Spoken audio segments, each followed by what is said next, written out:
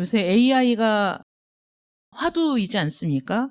그래서 대학에서도 특강도 많이 하고 일반 대중들을 위해서도 강의가 많이 있다고 하던데 제가 제미나이 앱을 다운받아가지고 설교 준비를 하다가 성경 에스겔 36장 해서 성경 본문을 딱 입력하고 이걸로 동화책을 만들어줘. 이렇게 얘기했더니 잠시만 기다리십시오. 이러고 있다가 정말 그 사파까지 그려진 동화책이 딱 나오는 거예요. 정말 신기하더라고요. 그래서 옛날에 어떤 마을에 이렇게 황폐해진 사람도 없고 막 땅도 다 그런 그림에다가 어느 날 어떤 할머니가 그 마을에 와서 그 땅을 개간하기 시작하고 씨를 뿌리고 그러니까 어떤 아이가 와서 또 동화책이니까 아이가 와서 또 자기도 해도 되냐 그래서 같이 해가지고 나중에 거기서 싹이 나고 그래서 나중에는 막 그 초목이 무성한 그래서 사람들이 막 왕래를 하고 집도 깨끗해지고 이렇게 한 그 동화책이 다 하나 만들어졌습니다. 정말 신기하다. 요새는 뭐 AI로 레포트도 쓰고 뭐 연구 주제를 또 얘기하면 얘가 또 막 조사해갖고 알려주고 이런다고 하더라고요. 그래서 이거 신기하다. 그래갖고 제가 또 책 본문을 쫙 복사를 해가지고 이렇게 제미나이에다 붙여가지고 요약해줘 그랬더니 잠시만 기다리십시오. 그러더니 또 시간이 지나가지고 쫙 요약해가지고 얘가 또 스스로 목차까지 정해가지고 1번 쫙 요약, 2번 요약. 그래갖고 짱짝짝 이렇게 해서 하는 거예요. 야, 정말 신기하더라고요. 제가 성경 본문을 가지고 이야기 책도 만들어 봐라. 그 다음에 그 성경에 관계된 그 책도 본문을 내가 복사해서 붙이고 요약해 봐라 이렇게 했는데 정말 놀라운 세상에서 우리가 살고 있습니다. 그러니까 여러분들이 설교를 들으면서 저거 목사님이 제미나이한테 요약시켜갖고 하는 설교가 아닌가 이렇게 의심을 하고 또 들어봐야 할 어떤 목사님이 또 엄청 그 유식한 설교를 저 목사님 또 AI의 도움을 받아서 이런 세상이 오고 있는 게 아닐까 이렇게 생각이 들 정도로 정말 놀라운 문명의 이기를 접했습니다. 그래서 그렇게 여러 가지로 제가 동화책으로도 AI가 만들어준 동화책으로도 이렇게 보고 이러면서 이 오늘 36장 우리가 쭉 지금 하고 있는데 이 36장의 말씀을 우리가 함께 생각해 보면서 구약 성경에 흩어져 있는 여러 가지 복음의 의미들을 사실은 이 에스겔 36장에서는 집결시켜서 복음이 어떤 것인가를 체계적으로 보여주고 있는 그런 부분입니다. 그래서 그러나 AI는 생명이 없죠. 제가 그걸 하면서 느낀 게 우리는 성경을 읽으면 감동을 받고 성경을 읽으면 마음의 찔림을 받아서 우리가 하나님과 교제하게 되고 이런 일들이 있지만 AI는 분석을 해주고 요약을 해줘도 AI는 감정은 없기 때문에 그런 일들은 일어나지 않습니다. 예. 그래서 제가 그걸 보면서 도움은 받을 수 있죠. 그래서 제가 이 말씀을 준비하다가 구약 성경은 우리에게 어떤 그림을 보여주면서 하나님의 섭리에 대해서 구원의 의미에 대해서 또 하나님께서 그 구원을 이뤄 가시는 여러 가지 모습들을 이 구약 성경은 그림책처럼 보여주고 있다. 이렇게 제가 한번 말씀드린 적이 있어요. 그래서 그렇게 그림책, 우리 눈에 선명하게 제가 본 이 에스겔 36장 요 본문 말씀을 가지고 AI가 만들어준 그 그림책의 모습이 제가 선명하거든요. 그러니까 그렇게 그림으로 우리가 연상을 해서 하나님의 복음을 이해하고 하나님이 어떻게 일하시는가를 그 뇌리에 새기면 도움이 되죠. 그거는. 오늘 말씀도 그렇게 그림처럼 우리에게 보여주시는 부분이거든요. 이 모습을 한번 우리가 살펴보면 황폐한 땅이 나중에는 경작을 해서 에덴 동산 같이 된 그 모습을 우리가 한번 생각해 보면서 여기에서 말씀하시는 복음의 의미가 무엇인가를 한번 살펴보려고 합니다. 하나님께서 이스라엘을 포로 생활에서 지금 바벨론의 포로 생활 중인데 이 포로 생활에서 고국으로 돌려보내시겠다 이렇게 말씀하시면서 고국으로 돌려보내시는데 우선 너희를 맑은 물로 정결하게 씻고 새 마음을 주고 새 영을 주고 그리고 그 땅에 돌아갔을 때에는 넘치는 소산을 복으로 주겠다. 이렇게 약속을 하시거든요. 이 모든 일이 누가 하는 거냐? 하나님이 하신다는 거죠. 하나님이 이들을 포로 생활에서 고국으로 돌려보내실 것이고 그들을 그냥 돌려보내시는 게 아니라 맑은 물로 씻어서 정결하게 해주고 또 새 마음도 주고 새 영도 주고 그리고 그들을 고국 땅에 돌려보내신 이후에는 그들이 거기에서 경작을 하고 일을 할 때 하나님이 넘치도록 복을 주셔서 모든 사람들이 하나님이 행하신 일들을 보고 이들이 하나님의 복을 받은 민족이라는 사실을 나타내 보여주겠다라고 말씀하시는 거예요. 그러니까 하나님이 우리를 구원하시는 모든 과정이 놀랍고 그 결과는 더욱 놀라운, 그래서 하나님의 그 구원의 영광과 크기가 어떠한지를 우리가 깨닫게 되면 정말 그 말로 다 할 수 없는 놀라운 복이라는 사실을 알게 될 텐데 많은 사람들은 이걸 바르게 보지를 못하고 이해도 못하고 그런다는 거죠. 그 이유가 뭐냐? 우리 안에 있는 죄악 때문이다. 사실 하나님은 어떻게 이들을 구원하실 것인지 보여주셨지만 그것들을 바르게 이해할 수 있는 사람이 많지 않은 이유는 그들 마음에 있는 죄악 때문인데 하나님께서는 이 죄의 영향력을 없애시고 마귀의 일을 무효화시키겠다. 이것이 복음이 하는 일 중에 하나라는 거죠. 요한일서 3장 8절에 보면 죄를 짓는 자는 마귀에게 속하나니, 죄를 짓는 자는 마귀에게 속한 자들입니다. 마귀는 처음부터 범죄한 존재예요. 그래서 마귀의 유혹을 받고 죄를 지은 사람들은 그 이후로 죄를 짓는 자마다 모두 누구에게 속해 있느냐? 마귀에게 속해 있다는 거죠. 그래서 하나님의 아들이 나타나셨어. 그 일을 멈추게 하려고, 그 일을 파쇄시키려고 하나님의 아들이 이 땅에 오셨다는 거죠. 그래서 많은 사람들이 자신의 죄의 실상을 깨닫고 자기를 미워하는 마음이 생긴다. 지난주에 이렇게 말씀을 드렸잖아요. 자신의 실상을 깨닫는다. 그래서 자기 자신을 미워한다. 이것이 구원받은 확실한 증거가 된다. 이렇게 말씀을 드렸는데 자신의 실상을 깨닫는다는 게 어떤 걸까요? 많은 사람들이 가스라이팅 범죄에 대해서 여러분들이 심심치 않게 들어보시지 않습니까? 학교든 직장이든 어디든 친구 사이든 가리지 않고 일어나는 범죄가 가스라이팅 범죄인데, 가스라이팅 범죄가 뭐냐면 어떤 사람을 기억을 조작하고 그 사람을 통제해서 자기가 마음대로 이 사람을 통제하고 기억도 조작하고 자신의 통제를 벗어나지 못하게 끊임없이 심리적인 압박을 가하는, 그래서 심리적인 학대를 가스라이팅이라고 합니다. 거기에 빠진 사람은 자신의 기억도 생각도 판단력도 상실해버려서 그 사람을 더욱 의지하게 되는 거예요. 좋아서가 아니라 싫어도 무서워도 끔찍해도 이 사람을 떠날 수가 없는 거야. 그런 상태로 만드는 게 가스라이팅입니다. 근데 자신이 어떤 상태인지를 깨닫게 되면 거기에서 벗어나기 위해 애를 쓰겠죠. 내가 지금 심각하게 안 좋은 상태에 빠져 있다. 내가 이 상태로 살다간 도저히 사람다운 삶을 살지 못하겠다. 어떻게든 여기서 벗어나야 되겠다. 라고 생각하는 건 자기의 실상을 깨달았을 때만 가능한 일입니다. 자신의 죄의 실상을 깨달은 사람은 더 이상 거기에 머물고 싶어 하지 않아요. 자신이 어떤 그 죄를 지었는지를 깨닫고 나면 자기가 더 이상 거기에 있고 싶지가 않은 거야.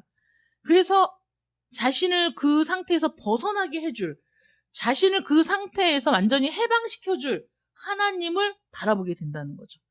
그것이 없는 한 전적으로 하나님을 바라보고 의지하는 믿음이 생기지가 않는 거예요. 그래서 가장 첫 번째가 자신의 죄를 깨닫고 하나님 앞에 회개하는 것이 가장 첫 번째로 이루어져야 될 일이고, 그 죄를 고백한 이후에 하나님께서 우리에게 주시는 가장 첫 번째 은혜가 뭐냐면 그 죄를 용서해 주신다는 거죠. 우리가 아무리 죄를 깨달으면 뭐해? 하나님께 고백하면 뭐해? 하나님이 용서해 주시지 않으면, 하나님이 받아주시지 않으면 어떡할 거야? 방법이 없지 않습니까? 우리 인간이? 방법이 없어요. 그런데 하나님이 우리에게 주시는 구원의 놀라운 복 중에 가장 놀라운 복은 우리의 죄를 용서해 주신다는 거예요. 깨끗하게. 어떤 조건이 없어. 야, 그러면 네가 주기도문을 1000번 써라. 사도신경을 1000번 써라. 아니면 네가 뭐 한 달 동안 금식을 해라. 이런 게 없잖아요. 우리의 죄를 진심으로 하나님 앞에 고백하고 자신의 죄를 스스로 미워하여 한탄하며 하나님 앞에 그 심정을 토로하면 하나님은 즉시 우리의 죄를 도말해 버리시고 깨끗하게 하시고 뒤로 던져버려서 다시는 기억하지 않으신다고 약속하시거든요. 그 은혜를 만났을 때 우리는 말할 수 없는 감격에 빠지게 되고 그리 아니하실지라도의 믿음으로 자라는 거예요. 그리 아니하실지라도.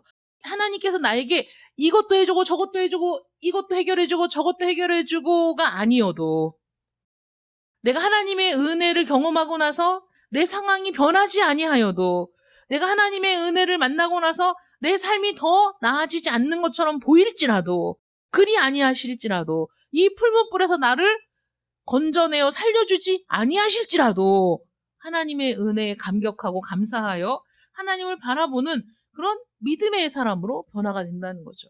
믿음이 하늘에서 뭐 어느 날 뚝 떨어지는 게 아니라 믿음이 그냥 나는 아무 생각도 없는데 그저 내 마음속에 들어온 게 아니라 이미 내 마음에는 그런 변화가 있었기 때문에 그래서 하나님의 말씀이 들려오고 하나님의 사랑이 내 마음에 다가오고 내 존재가 어떤 존재인지 실상이 드러나고 보여져서 내 스스로 부끄러워하며 하나님 앞에 내 죄악을 고백했더니 하나님이 말할 수 없는 은혜와 사랑으로 내 모든 죄악을 깨끗하게 씻어주셨다. 그게 얼마나 놀랍고 기쁜 일인지 정말 하늘을 날아갈 것 같은 기쁨인 거죠. 아무것도 바랄 게 없는 거예요.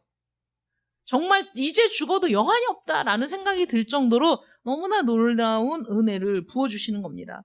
그렇게 되면 죄를 짓는 자는 마귀에게 속하여서 마귀는 끊임없이 우리에게 다른 복음, 이상한 복음, 비슷한 복음 그래서 자기 말대로 하면 얼마든지 놀라운 삶을 살아갈 수 있고 풍성한 삶을 살아갈 수 있을 것이라고 속삭이는 나를 심리적으로 영적으로 가스라이팅하며 자신의 속박에서 벗어나지 못하게 했던 그 죄악의 쇠사슬을 끊어버리고 그래서 거기서 전적인 자유를 얻게 되고 그래서 나는 온전히 하나님께 속한 사람이 되는 것 이게 구원이죠.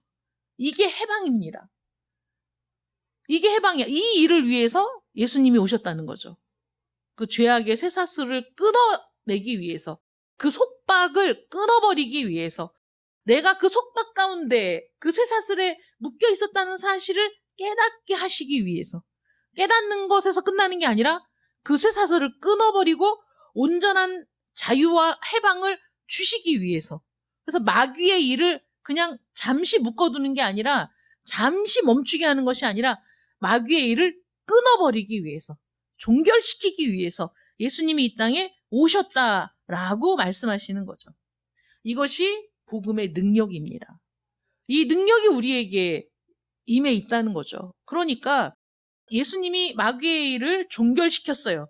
멸하셨습니다. 우리를 그 속박에서 건져내셨어요. 참된 자유와 해방을 주셨습니다. 그러니까 우리가 앞으로 살아가는 일에 있어서 이것이 끝이다라고 얘기하면 안 되는 거죠. 아, 나 이제 해방받았으니까 끝이야. 나 이제 자유를 얻었으니까 끝이야. 하나님의 일은 거기에서 끝내는 게 아니라는 거죠. 그렇게 해방시켜서 자유를 주시고 나서 하나님은 우리를 어디로 이끌어요? 고국으로 이끌고 그리고 거기에서 놀라운 복을 경험하며 살아갈 수 있도록 우리를 이끌어 가시는데 그 손길을 거절하는 사람들이 있다는 거죠.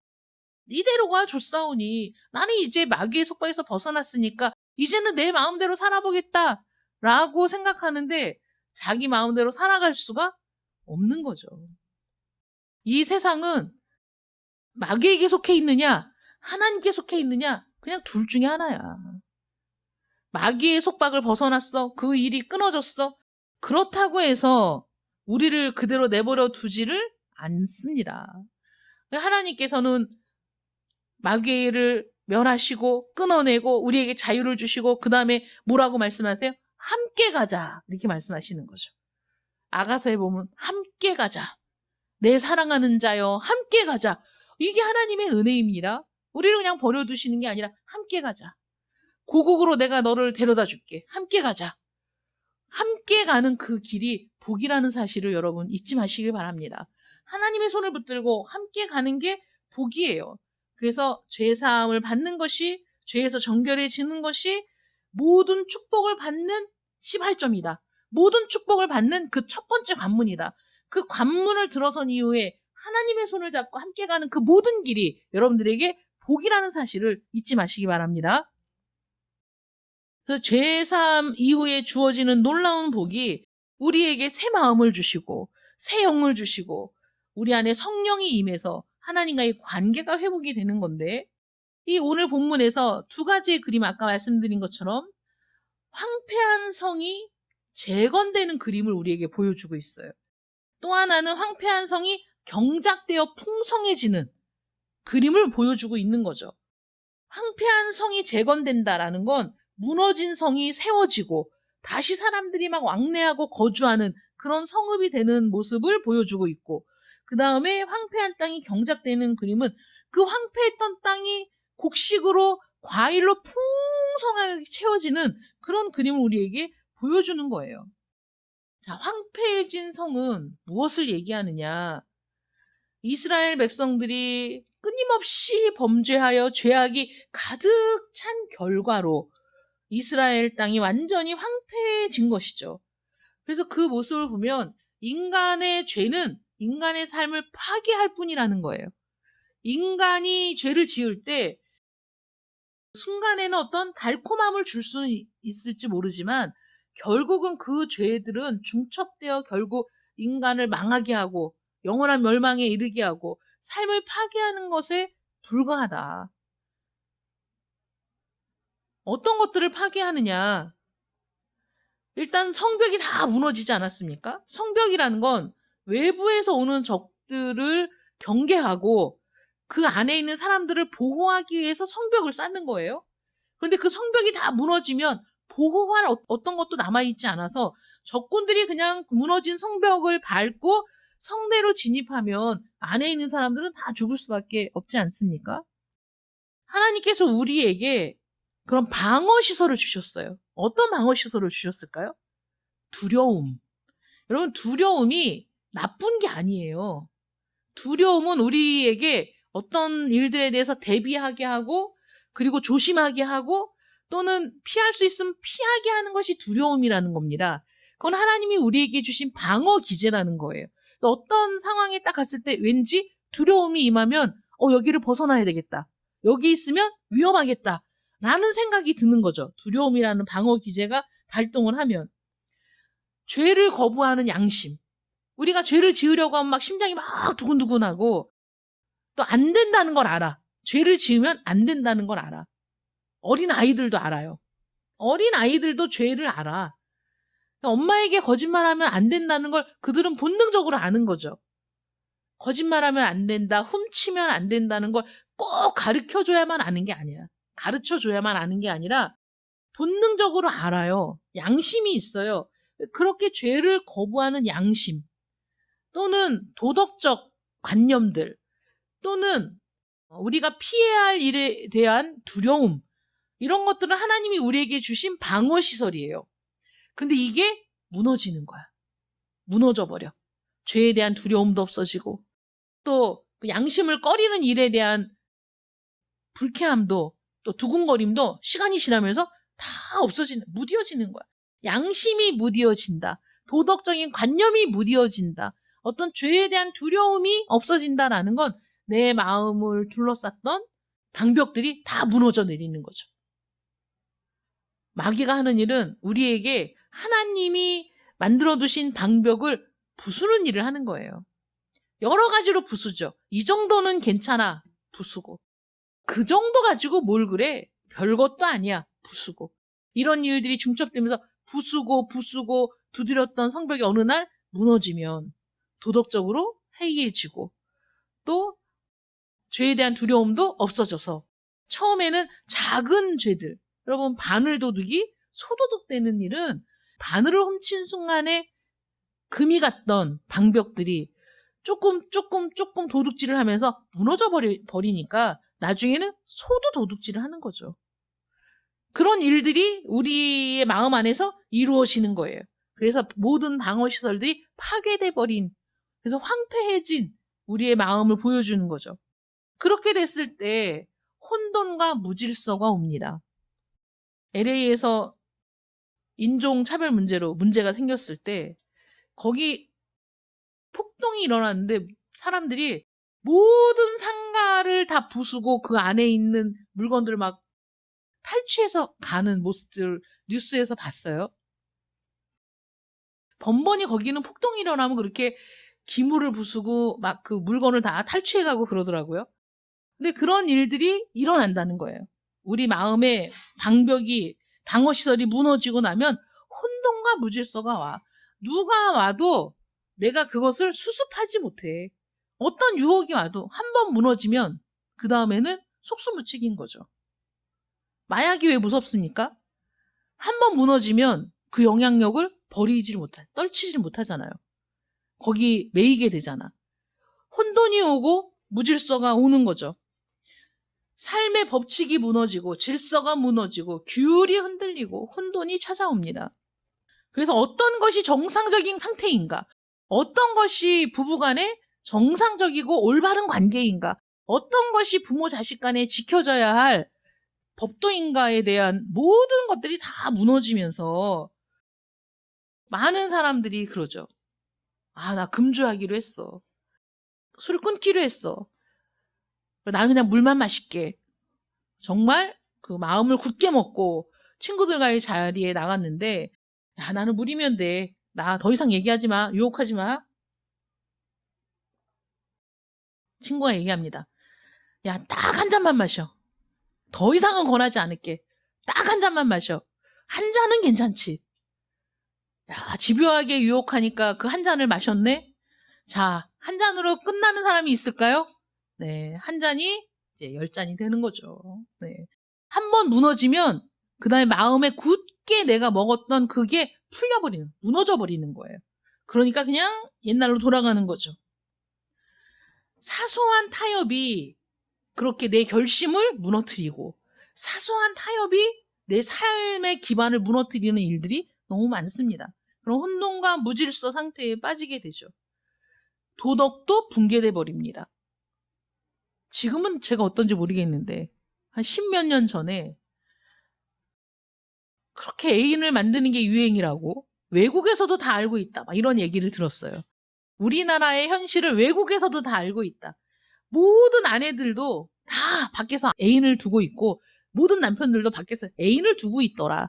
이런 소문이 외국에도 있다라고 어떤 분이 이제 저희 사무실에 오셨는데 그분은 싱가포르에 20년인가 살다가 오신 분인데 여기 와서 충격을 받은 거예요.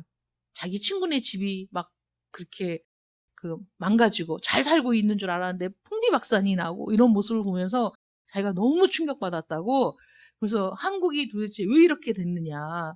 외국에서 그런 말을 들었는데 자기가 와서 보니까 정말 그렇더라. 그래서 이분이 놀래가지고 얘기를 했는데 뭐 우리나라뿐만 아니라 모든 나라가 이혼하는 가정들은 점점 더 늘어나고 있고 이혼하는 그 가정들을 통해서 상처받은 아이들은 또 부모의 그 불행한 결혼 생활을 답습하기가 쉽고 이러면서 온 세계 도처에서 모든 도덕성들이 무너져 내리고 선과 악의 구분도 희미해지고 그래서 뭐가 선이야 뭐가 악이야 다 자기 주관적으로 생각하고 때로는 악이 위화되고 강도 사건이 일어났는데 그 강도가 부부는 아니지만 남자 여자가 강도예요.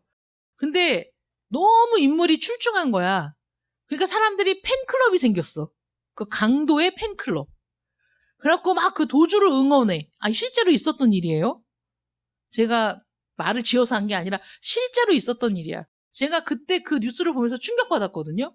아니 강도가 아무리 잘생기고 아무리 이쁘면 뭐해 강도지. 그들이 한 일이 얼마나 나쁜 일인데 그 외모만 보고 팬클럽이 생기고 그 도주를 응원하고 이런 일이 진짜 이게 말이 되는 소린가 했는데 여러분 지금 세상이 사실 그런 세상 아닙니까? 이쁘면 다 용서가 된다며.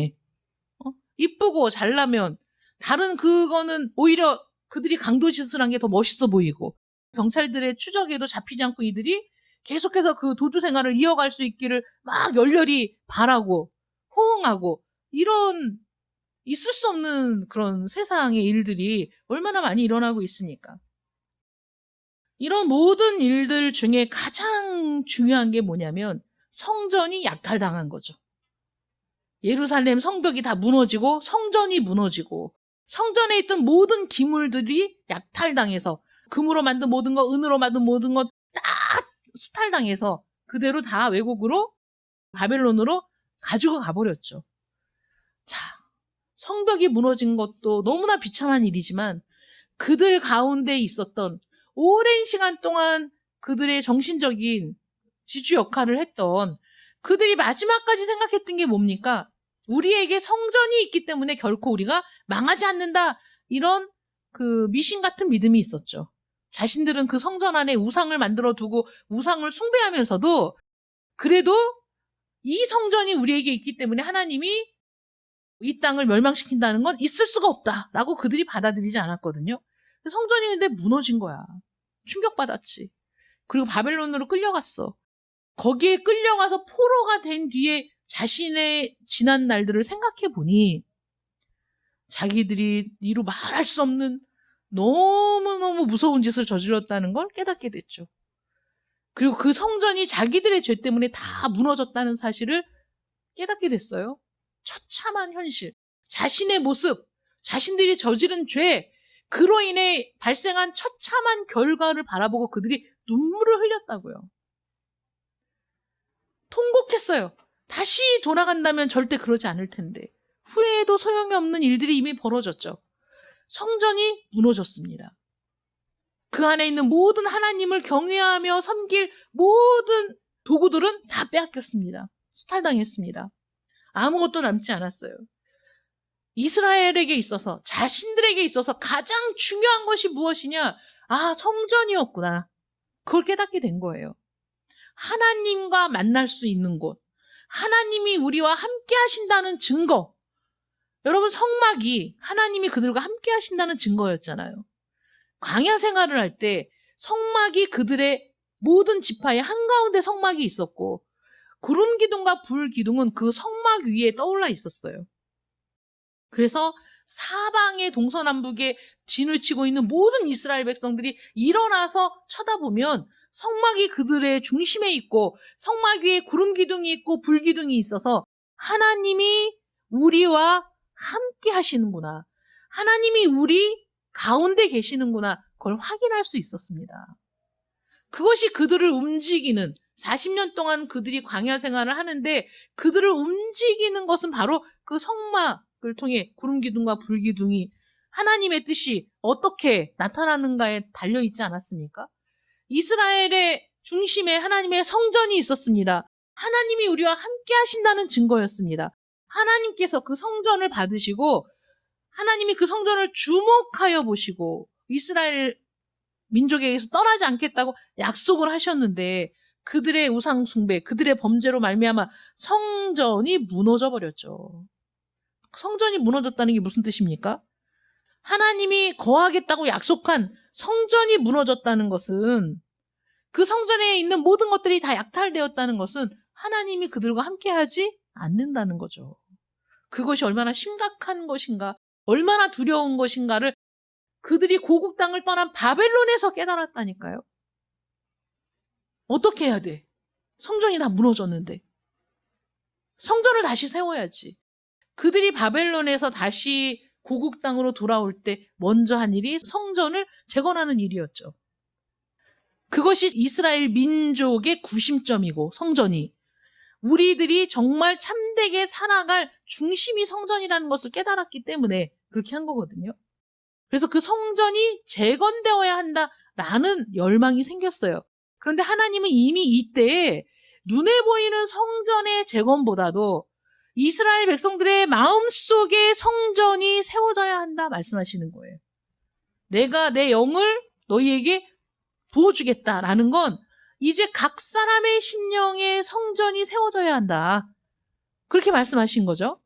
그래서 예수님께서 이 땅에 오셨을 때 예루살렘 성전이 돌 위에 돌 하나도 남지 않고 다 무너뜨려질 것이다. 그건 당신의 육체를 가리켜서 한 말이죠. 내가 성전이 무너지면 사흘 안에 성전을 새로 짓겠다 하신 말씀은 당신 성전의 주인이신 주님이 죽으시면 사흘 뒤에 부활하실 것을 말씀하신 거였어요. 그러니까 눈에 보이는 예루살렘 성전이 뭐가 중요해? 예수님이 더 중요하지. 성전보다 주님이 더 중요하고 성전보다 하나님이 더 중요한 거 아니겠습니까? 눈에 보이는 성전보다 성도 한 사람 한 사람 그 심령 가운데 온전하게 성전이 지어져 있느냐, 이게 중요한 거죠. 온전하게 성전이 지어져 있습니까? 여러분들 마음속에 하나님을 향한 경외와 예배를 통해 여러분들의 이 성전이 잘 지어져 있느냐고요. 죄로 인해서 무너진 이 모든 것들, 죄로 인해서 하나님과의 교제가 끊어지고 인간은 고립되고 외로운 존재로 전락하고 많았습니다. 그런데 하나님이 뭐라고 약속하십니까? 황폐한 그 성읍을 다시 하나님이 회복시키겠다. 다시 사람들이 왕래하고 거주하는 곳으로 만들겠다. 거기에서 무언가를 파종하고 심으면 풍성한 소출이 있게 하겠다. 그래서 정말 에덴 동산같이 하나님이 만드시겠다 약속하시지 않습니까? 이것이 복음의 영향입니다. 죄의 영향력을 완전히 무효시키고 성을 재건하시겠다는 거예요. 하나님이 거주하시는 그런 성읍을 만들겠다는 거죠. 이것이 우리가 어떤 성읍을 건설하는 것으로 이루어지는 일이 아니라 여러분들 황폐한 심령, 죄로 인해 무너진 모든 것들 위에 하나님이 성령을 부으셔서 모든 그런 잔해들을, 쓰레기들을 다 제거하시고 다 깨끗하게 하시고 모든 파편이 다 없어지도록 하시고 그리고 거기에 새로운 질서, 새로운 건물을 재건하신다. 새로운 성전을 재건하신다. 라고 약속하시는 거예요.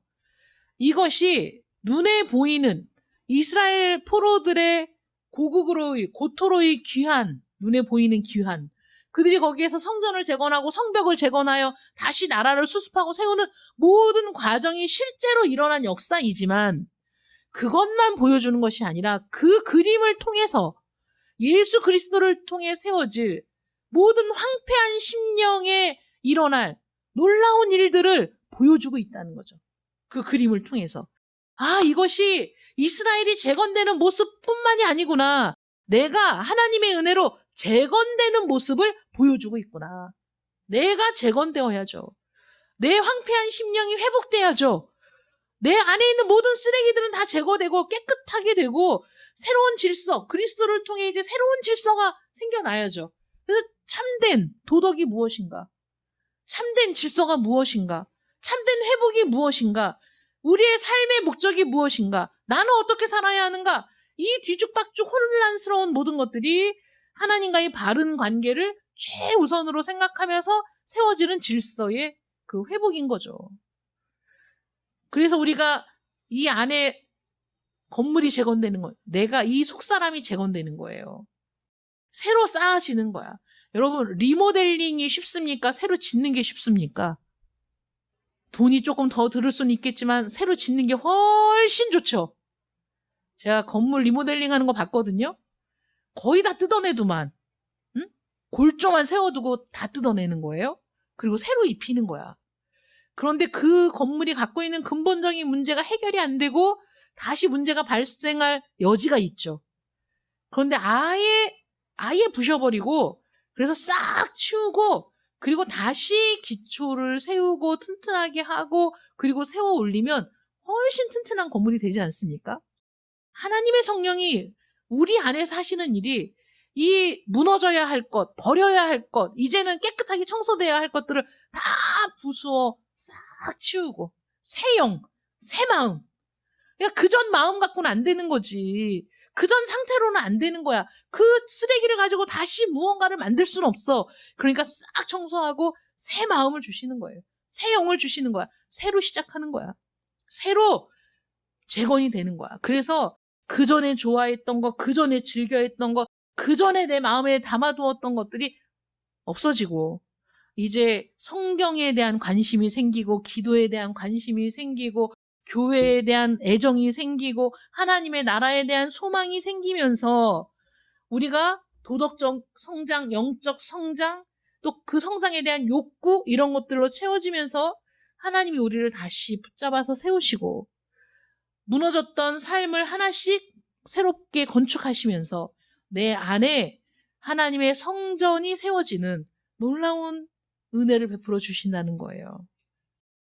사람이 자기에게 있어서 가장 중요한 것을 잃어버린 이후에야 깨닫게 되는 일이 많거든요. 많은 글들이 돌아다니지만 자기 아내를 처음에는 사랑해서 결혼했는데 나중에는 막 무관심해지고 막 그 타박을 하고 옷은 왜 그렇게 입냐, 먹는 건 왜 그렇게 먹냐 막 이러고 타박하던 남편이 아내가 병원에 한 번만 같이 가달라고 애원하는 소리를 묵살했는데 그 아내가 병이 심한 상태였다가 죽었어요. 아내가 죽은 이후에야 그 아내의 자리가 얼마나 컸었는지를 남편이 깨닫고 아내의 무덤 앞에서 몇 날 며칠을 울다가 자살을 했다네요. 실제로 있는 일인지 없는 일인지는 모르겠지만 그런 글들이 이제 다니는 걸 읽게 됐는데 아내의 자리가, 아내라는 자리가 자기가 그렇게 무시하고 못마땅하게 여기고 정말 눈의 가시처럼 여겼는데 자신의 인생에 있어서 그 아내가 정말 중요한 존재였다는 사실을 아내를 잃고 나서 깨닫게 됐다라는 거지 않습니까? 사람이 자기가 정말 중요하게 생각하는 걸 늘 인식하고 사느냐? 아니에요. 무너졌기 때문에, 황폐해졌기 때문에 모르는 거야. 근데 그것을 상실한 이후에야 자신의 인생에 있어서 가장 중요한 것이었다는 사실을 깨닫게 된다는 거죠. 이스라엘이 나라를 빼앗기고 성전을 잃어버린 이후에야 그것이 얼마나 자신들에게 중요한 것인지를 깨달았던 것처럼 모든 인간들에게 있어서 가장 중요한 게 무엇입니까?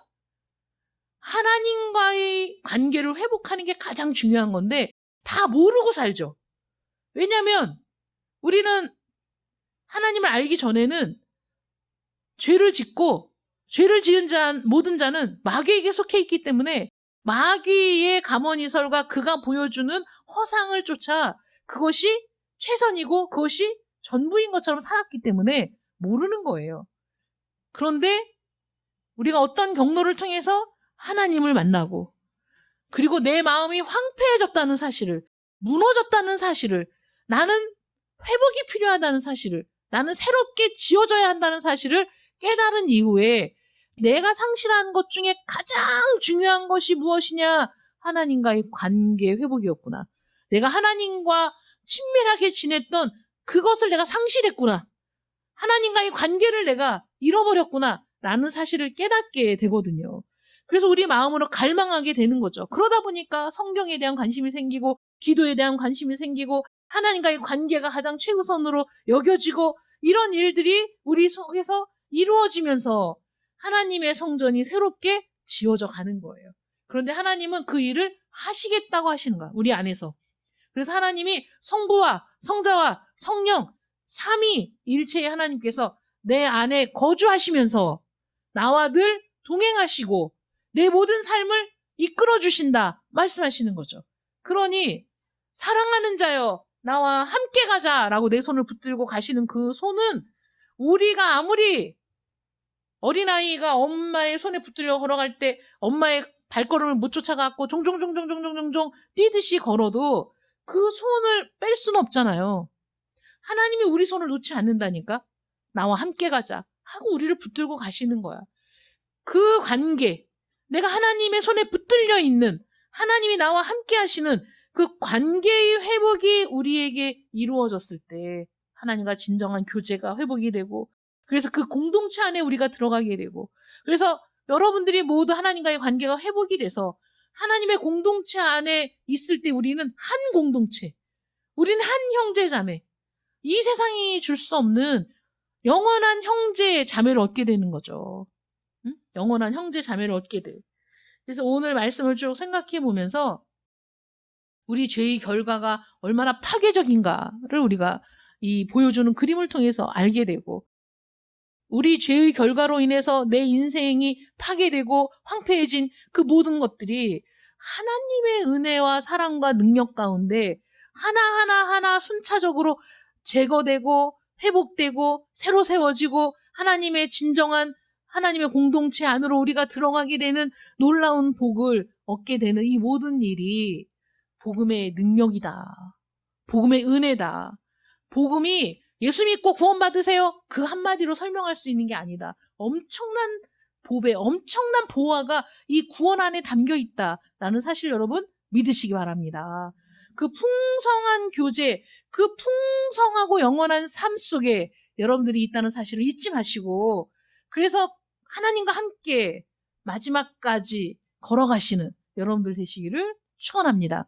기도하겠습니다. 사랑의 하나님 감사합니다. 우리가 무엇이간데 죄 짓고 마귀에게 속해 있어 우리가 속고 있다는 것도 우리가 황폐하고 거짓된 삶 위에 있다는 것도 깨닫지 못했던 저희들을 하나님께서 긍휼히 여기시고 먼저 찾아와 손을 내밀어 주시고 우리의 실상을 깨닫게 하시고 그래서 우리가 우리의 죄악을 슬퍼하며 하나님의 은혜를 바라보게 하시니 웬 은혜입니까? 웬 사랑입니까? 하나님께서 우리의 눈을 열어주셔서 보게 하시고 그래서 우리를 다시 회복의 길로 복된 자리로 온전한 길로 하나님과 늘 함께하는 복락을 누리는 길로 인도하여 주셨음을 믿고 감사를 드립니다. 하나님의 은혜는 여기에서 끝난 것이 아닙니다. 하나님의 모든 계획은 여기에서 끝난 것이 아니라 끝까지 하나님이 함께 하시는 길, 끝까지 하나님께서 붙들고 가시는 길, 하나님께서 예비하신 모든 복락을 누리는 길, 결국은 그리스도의 영화로운 자리에까지 이르는 그 길로